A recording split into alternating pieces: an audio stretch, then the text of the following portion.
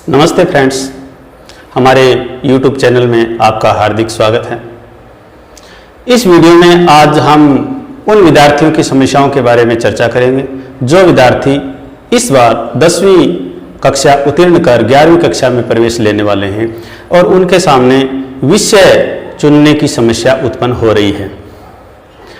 सबसे पहले तो मैं आपको बता दूं कि हमारे देश में विषय का चुनाव प्रायः विद्यार्थी न कर अभिभावक करते हैं और अभिभावक इस आधार पर करते हैं कि वो अपने बच्चे को क्या बनाना चाहते हैं। उसी आधार पर वो अपने बच्चे को विषय का चुनाव करवाते हैं, जो कि सरासर गलत है। दूसरा, हमारे देश में एक समस्या और है। हमारे ग्रामीण अंचल में विद्यालयों में प्रायः विज्ञान और जो वाणिज्य वर्ग है ऐसे विषयों का अभाव होता है। ऐसे में विद्यार्थी अपने नजदीकी स्कूल में कौन सा विषय है जो उन्हें उपलब्ध है वो चुनाव कर बैठते हैं, जो कि उनके भविष्य के साथ खिलवाड़ होता है। ये दोनों ही जो चुनाव है वो गलत है।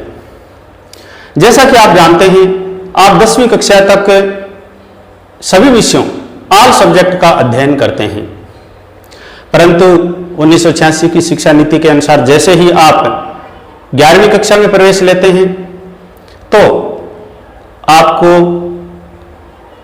कई विकल्प मिलते हैं। उसमें आप अपनी पसंद के विषय चुन करके उनका अध्ययन कर सकते हैं। जैसे साइंस वर्ग में आप गणित या बायोलॉजी का अध्ययन कर सकते हैं। दोनों ही साइंस वर्ग में आते हैं, पर उसमें आप यदि आप नॉन मेडिकल क्षेत्र में जाना चाहते हैं तो आप मैथ ले सकते हैं। यदि आप मेडिकल लाइन में जाना चाहते हैं तो आप बायोलॉजी ले सकते हैं। इसके अलावा यदि आप इकोनॉमिक्स के क्षेत्र में जाना चाहते हैं, आप बैंकिंग सेवा में जाना चाहते हैं तो आप वाणिज्य वर्ग में प्रवेश ले सकते हैं। इसके अलावा यदि आपकी रुचि मानविकी विषयों में है तो आप कला वर्ग ले सकते हैं।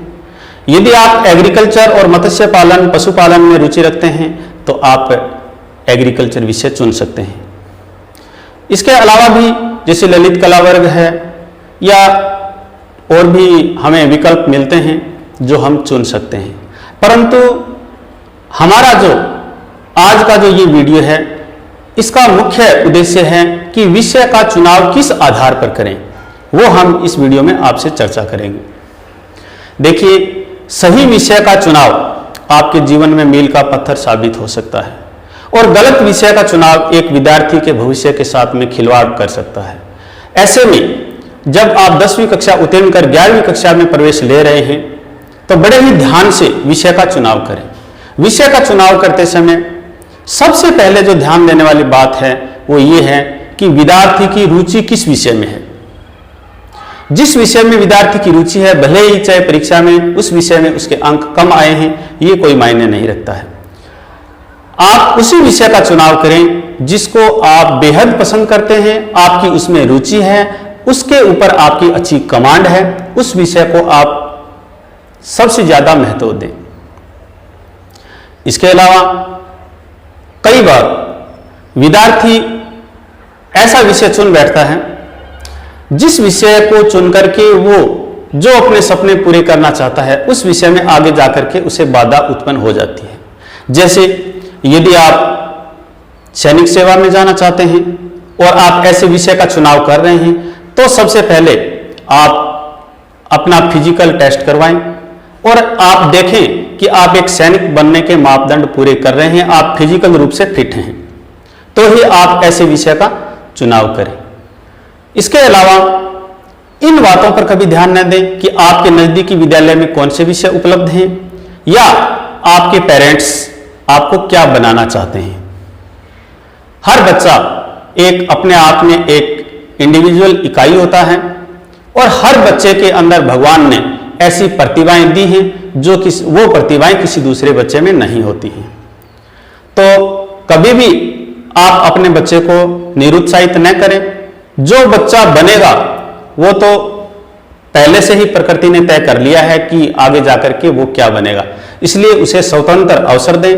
जो विषय वो पढ़ना चाहता है वो उसे पढ़ने दें। ये नहीं कि हम अपनी राय बच्चों के ऊपर थोपें कि आपको डॉक्टरी बनना है या आपको इंजीनियर बनना है या आपको आईएएस ऑफिसर बनना है या आपको आईपीएस ऑफिसर बनना है।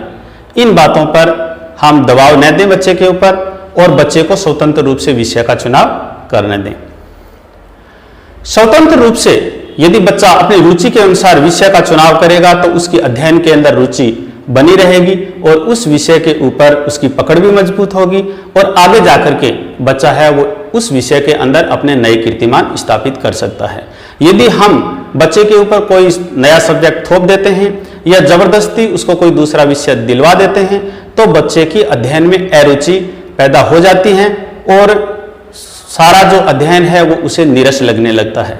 कक्षा से भी बच्चा पलायन करने लग जाता है और आगे जाकर के ऐसे बच्चे हैं वो हीन भावना का शिकार हो जाते हैं। इसलिए कभी भी अपने बच्चे के ऊपर विषय का चुनाव करते समय किस विषय में क्या जॉब मिलते हैं, किस विषय के अंदर ज्यादा जॉब मिलते हैं, किस विषय की आजकल डिमांड है, ऐसी बातों पर बिल्कुल भी ध्यान न दें, क्योंकि सभी विषयों में समान अवसर उपलब्ध हैं। यदि बच्चे की पकड़ उस विषय में अच्छी है, उस विषय में बच्चे की रुचि है, तो निश्चित तौर से उससे अच्छे अवसर उपलब्ध होंगे, कोई दिक्कत नहीं है। लेकिन यदि बच्चे की रुचि नहीं है और वो विषय हम उसे दिलवा देते हैं तो निसंदेह है हम बच्चे के भविष्य के साथ खिलवाड़ कर रहे हैं। तो आज का वीडियो आपको कैसा लगा? हमारे वीडियो को लाइक और सब्सक्राइब जरूर कीजिएगा ताकि हमारे आगे आने वाले वीडियो भी आप तक पहुंच सकें और आप उनका फायदा ले सकें। धन्यवाद।